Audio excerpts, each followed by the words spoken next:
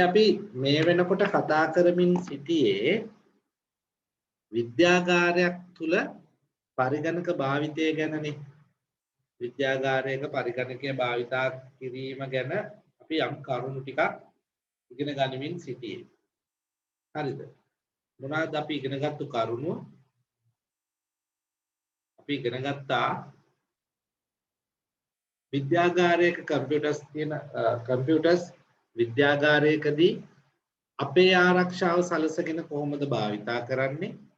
ඊළඟට විද්‍යාගාරයක තියෙන පරිගණක අපි කොහොමද ආරක්ෂා කරගන්නේ කියන කාරණා දෙක ගැන මුලින්ම අපි කතා කරා. ඊළඟට අපි කතා කරා විද්‍යාගාරයක තියෙන පරිගණක ඇයි අපි ආරක්ෂා කරගන්න ඕනේ කියලා කියන හේතුව ගැන අපි කතා කරා.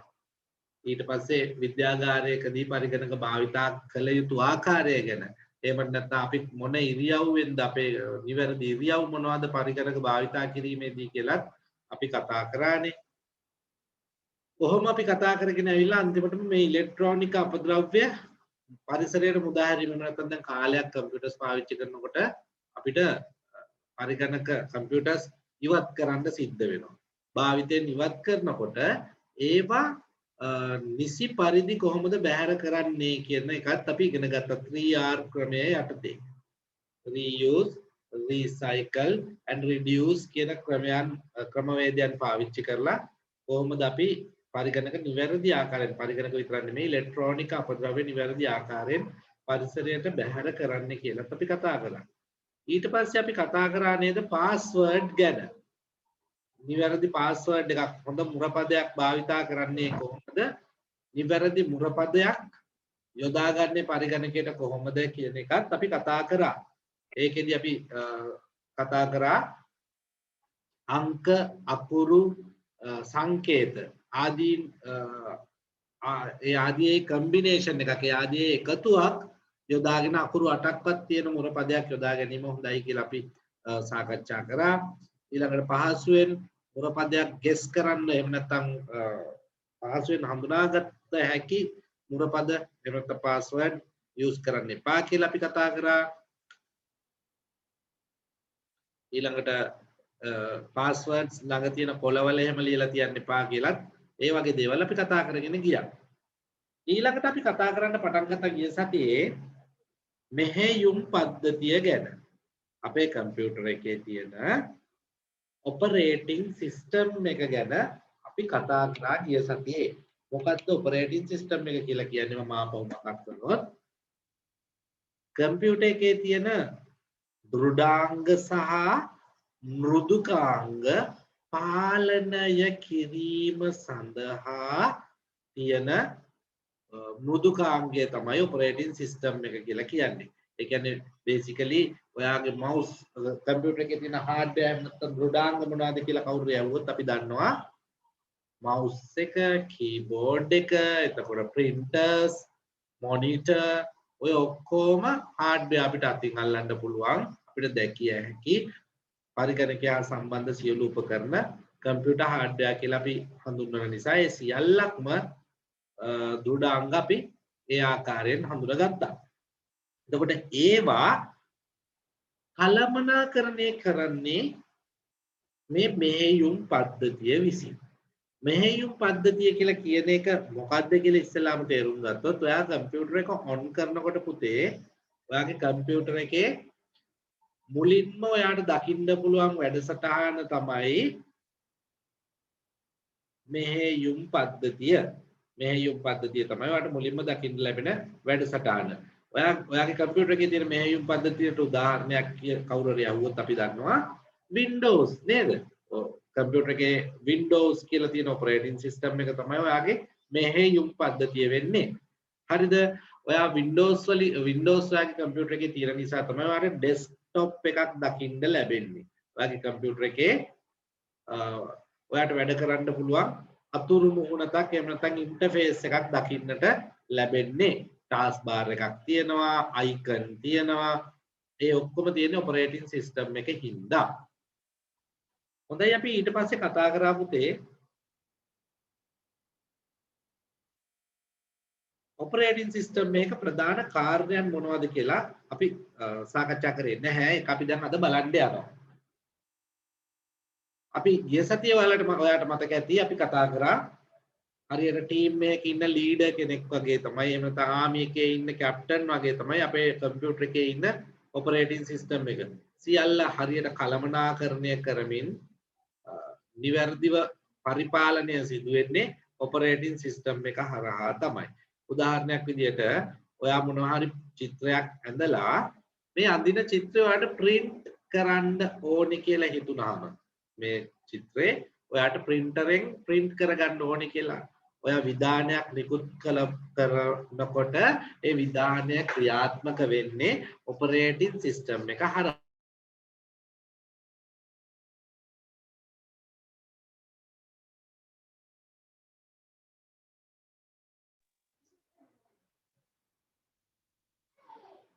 හරි. එතකොට ඔපරේටින් සිස්ටම් එක කියන්නේ අන්න ඒ වගේ පොඩි අදහසක් දැන් අපි මේ වෙනකොට ලබා ගන්නු ලැබුවා. අපි දැන් නෝට් එකක් ලියන්න යනවා. දැන් මේ වෙනකොට ඔපරේටින් සිස්ටම් එක ගැන යම් වැටහීමක් තියෙනවා නේද? රියොන්ට තේරුණා නේද පුතේ ඔපරේටින් සිස්ටම් එක කියලා අපි ඉගෙන ගන්න යන්නේ Windows ගැන. ඔයා කම්පියුටර් එක ඔන් කරනකොට Windows ඔයා දකින්නවා නේද?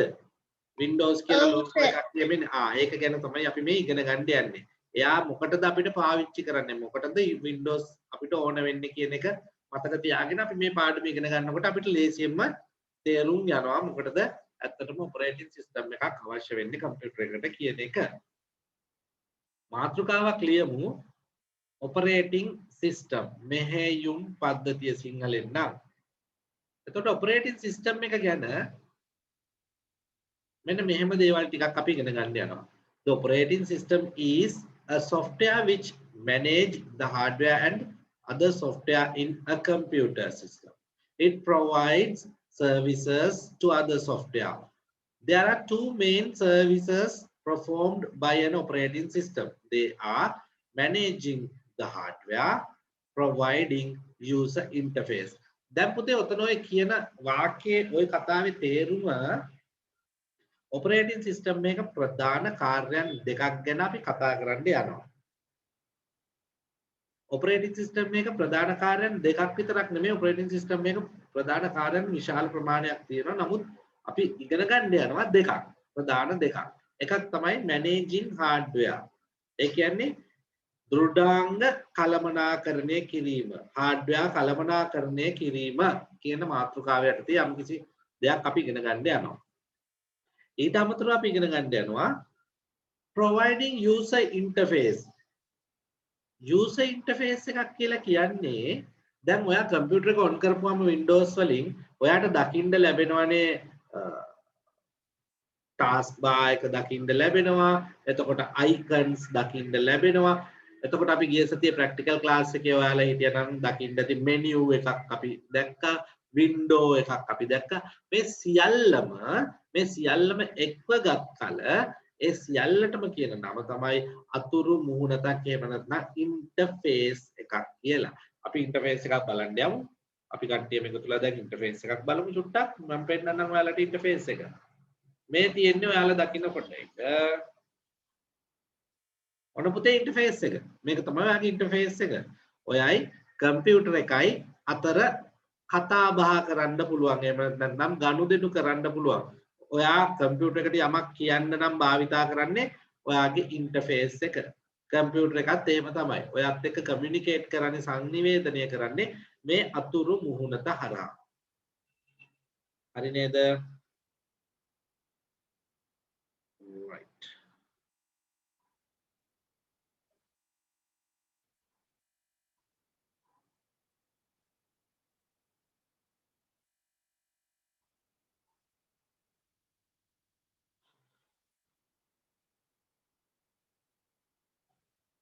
හොඳයි. එතකොට දැන් ඔන්න පළවෙනි කාරණාව managing hardware, දෙවෙනි එක providing user interface. පරිගණක දෘඩාංග කළමනාකරණය කරනවා කියලා කියන්නේ මොකද්ද? දෘඩාංග කළමනාකරණය කරනවා කියලා කියන්නේ මොනවද? දෘඩාංග ඉස්සෙල්ලාම අපි දැනගන්න ඉපේ මොනිටර් එක, යතුරු පුවරුව, මුද්‍රණ යන්ත්‍රය, ස්කෑනරය වගේ දේවල් දෘඩාංග. ඊට අමතරව දෘඩ තැටිය ඔයගොල්ලෝ දන්නවා හાર્ඩ් ඩිස්ක් එක. කම්පියුටර් එකේ කොහෙද හાર્ඩ් ඩිස්ක් එක තියෙන්නේ? කම්පියුටර් එක ඇතුලේ. මේ හાર્ඩ් ඩිස්ක් එකේනේ අපේ ෆයිල් ෆෝල්ඩර්ස් අපි ගබඩා කරන්නේ, තැම්පත් කරන්නේ පුතේ. එතකොට මේ ෆයිල්ස් and folders ගබඩා කරන්නේ මත් නැත්නම් තැම්පත් කරන්නේ මේ දෘඩ තැටියේ මේ වැඩේ ඔපරේටින් සිස්ටම් එක හරහා තමයි සිද්ධ කරන්නේ. ඔයා ඔපරේටින් සිස්ටම් එකෙන් තමයි ෆෝල්ඩර්ස් හැදුවේ. මතකයි නේද ෆෝල්ඩර්ස් හදන හැටි? right mouse button එක ක්ලික් කරලා new ගිහිල්ලා new folder කියලා දීලා නේද අපි ෆෝල්ඩර් එකක් හැදුවේ. මේ කාර්යය සිද්ධ කරන්නේ ඔපරේටින් සිස්ටම් එක. හොඳද? එතකොට මේ ඔපරේටින් සිස්ටම් එක තමයි අපිට මේ කාර්යය සඳහා උදව් කරන්නේ. එතකොට මේ කළමනාකරණය කිරීමත් එහෙම නැත්නම් ගොනු සහ ෆෝල්ඩර්ස් එහෙම නැත්නම් ෆයිල්ස් and ෆෝල්ඩර්ස් කළමනාකරණය කිරීමත් දෘඩාංග කළමනාකරණයේ යටතේ අපිට වැදගත් වෙනවා. එතකොට කෙනෙක් මට කියයි ගොනු එහෙමත් නැත්නම් ෆෝල්ඩර් ෆයිල් කියන්නේ දෘඩාංගයක් නෙමෙයිනේ කියලා. ඔව් ඔව් ඒවා හાર્ඩ්වෙයාර් එකක් නෙමෙයි. ඒක මම දන්නවා. හැබැයි ඒවා තියෙන්නේ කොහෙද? හાર્ඩ් ඩිස්ක් එකේ. හાર્ඩ් ඩිස්ක් එක කියන්නේ මොකද්ද? දෘඩාංගයක්. එහෙමත් නැත්නම් හાર્ඩ්වෙයාර් එකක්. එතකොට මේ හાર્ඩ් ඩිස්ක් එක කළමනාකරණය කරනවා කියලා කියන්නේ හાર્ඩ් ඩිස්ක් එකේ ෆෝල්ඩර්ස් හදනවා, ෆෝල්ඩර්ස් මකනවා. එතකොට හරියට නියමිත ආකාරයෙන් ෆයිල්ස් තැම්පත් කරනවා. මේ සියල්ලම hard disk එක කළමනාකරණය කිරීම. එතකොට එනම් අපි දෘඩාංග කළමනාකරණය කිරීම යටතේ අපි ඉගෙන ගන්න යන ප්‍රධාන කාර්ය විදියට ප්‍රධාන පොයින්ට් එක විදියට ඔය දෘඩ තැටියේ ගොනු සහ ෆෝල්ඩර්ස් කළමනාකරණය කරන්නේ කෙසේද කියන එක ඉගෙන ගන්න යනවා. ඊට අමතරව පරිශීලක අතුරු මුහුණතක් සැපීම එහෙම නැත්නම් providing interface. ඒක ගැන අපි දැන් චුට්ටක් ඉස්සෙල්ලා හොඳට කතා කරා. ඔයත් කම්පියුටර් එකත් අතර සංනිවේදනය කිරීම සඳහා තමයි පරිශීලක අතුරු මුහුණත කියන එක එහෙම නැත්නම් user interface කියන එක භාවිතා කරන්නේ. දැන් මේ කියපුව එකක්වත් තේරුණාද නැද්ද? රියොන් තේරුණාද? ඔව් සර්. ඉරුන්දි තේරුණාද දුව? ඉනුරි? right. මම හිතනවා තේරෙන්නේ නැති කියලා. අපි ලියාගමු මෙහෙමනම් මේ note එක. අද අපේ යාළුවෝ ගොඩක් අය නෑ විභාගේ තිබ්බේ ඉඳ මං හිතන්නේ යාළුවා ඔක්කොම හිතන්නේ නැති දෙවෙනි පන්තියේ එක හරි මන්ඩේ ක්ලාස් එක නෑ කියලා එහෙම හිතුවද දන්නේ නෑ. නමුත් මම ගෲප් එකට දැම්මා සහභාගීත්වය ඉතාමත් අඩුයි. කරන්න දෙයක් නෑ අපිට පන්තිය කරන්න වෙනවා.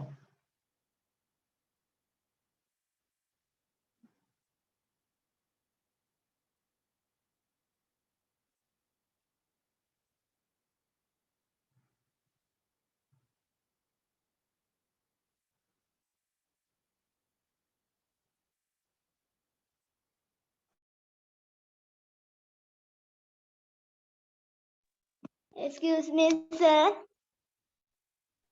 කියන්න පුතේ. මට ආයතරයක් කියලා දෙන්න පුළුවන්ද? හරි මම කියලා දෙන්නම්. ලියන ගමන් අහගන්න. අපි කතා කරමින් ඉන්නේ ඔපරේටිං සිස්ටම් එක. එහෙම නැත්නම් මෙහෙයුම් පද්ධතිය කියන කොටස. අපේ පාඩම් මාලාවේ අපේ පාඩම් පොතේ තියෙනවා මෙහෙයුම් පද්ධතිය කියලා දෙයක් ගැන ඉගෙන ගන්න. මොකද්ද මේ මෙහෙයුම් පද්ධතිය කියලා කියන්නේ?